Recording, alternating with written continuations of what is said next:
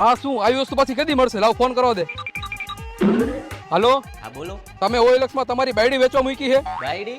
મારે કાંઈ બાયડી નથી વેચવાની, એવું તમને કોઈ કીધું? હવે તમે જ ફોટો મૂક્યો હોય OLX માં તમારી બાયડીનો, તમારી બાયડી ઉપર તો મારું દિલ આવી ગયું.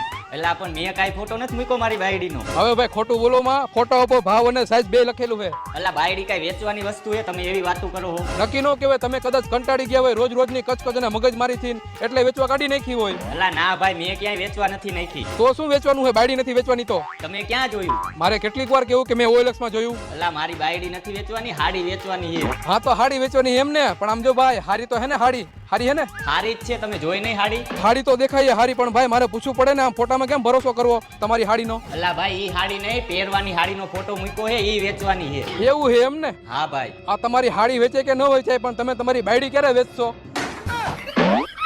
બસ કાપી નાખો ફોન ને. કેટલાક છે આવા ને આવા?